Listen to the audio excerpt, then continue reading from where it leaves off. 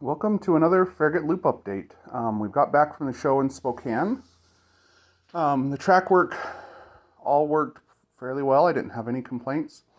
The only complaint was, why isn't this a double track loop? Well, because it wasn't a double track loop prototypically, so we're to a single track loop. This video is about scenery planning. Next stage on this layout, or this modules, are putting on fascia and getting a base coat of paint down, and then starting the scenery. So I've laid out some vehicles and some lights and some other track and buildings, and we're going to go around and talk about what my plans are for Farragut Loop modules. So we're going to go down the diverging leg of the loop first to the industrial area. The industrial area really isn't going to get much. We're going to ballast the track. We're going to run a access road through here to access the switch here, and then on this end we'll run an access road through right about here to access this switch for vehicles. I will probably mount a vehicle somewhere in here in a parking area. There's going to be a switcher, probably a lifelike or an old Atlas switcher that I still need to find and purchase, and then I'm going to mount it permanently right here so that nobody can ever push any cars off this stub, because this stub's going to go off the railroad. So it'll be a permanent block right there that you can't get past. And also, this track is not powered. There's no feeders to this track, so you can't get a locomotive unless it's got some good momentum off the edge of the track there. The scenery through here is all going to be spring like scenery with a green mixture ground with lots of sticks of twigs in it. As I've showed in other videos, I'm making close to 500 trees to go on this module layout. Most of those trees are going to go on the curves here as we go around. Some of them are going to go in this industrial area, especially up on the bank on the back side, and the bank on this front side. We'll get some fairly heavy trees, and the trapezoid piece will get trees as well. So we come around this way. All these curves are fairly standard. They're just going to get scenic and treed. A lot of people ask, why don't you flatten everything out? Well, because when I put down a layer of ground foam and add some shrubbery in there, you'll never notice any of those bumps. And besides, in nature, the world isn't flat. Parking lots are flat, and I designed those at work. But in the real world, the ground is not flat. It's fairly bumpy. That one's got berms per the prototype, and then it switches into a cut situation per the prototype. I've got some deer here that are probably going to get placed on these two modules scattered around. There are lots of deer. Every time I go out to Farragut, we do see 3 or 4 deer. I was out there a week and a half ago and saw a bunch.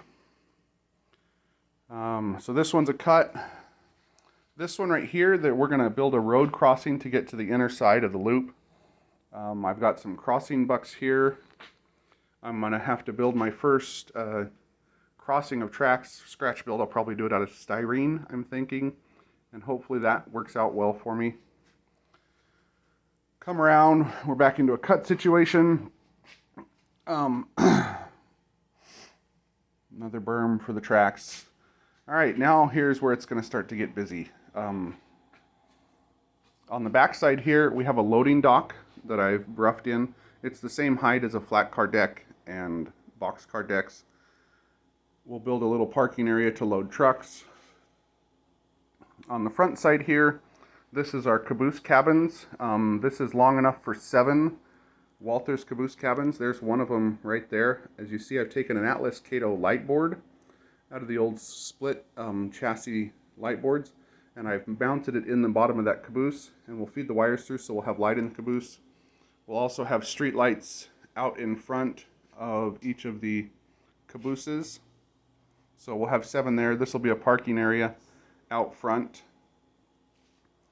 As we move down here, we get to the station. The station, we've got these street lights. They'll all be lit.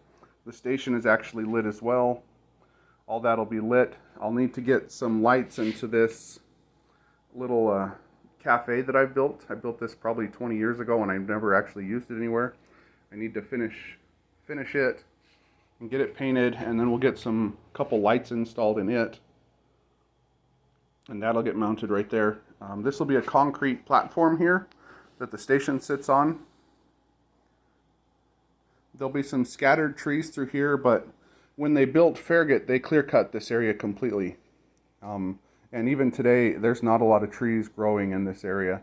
So there'll be some sporadic trees through the main yard here, not dense like the curves and the industrial area. So that's where I'm going to use my 500 trees. And now we're back to the main.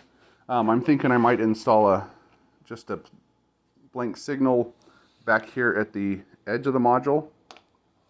So if you haven't seen any of my tree videos, I posted 2 a couple days ago. Still working on tons of trees. That's a box of trees. Those are completed trees. And here's my first batch of trees. There's about 150 to 200 trees there. I'm not sure how many, I haven't counted. But anyway, that is the Farragut Loop update as we start to begin scenery. It's late March right now. We have to have this done and completed, well, mostly completed by mid-June for the National N-Scale Convention held in Reno this year. So, thanks for watching.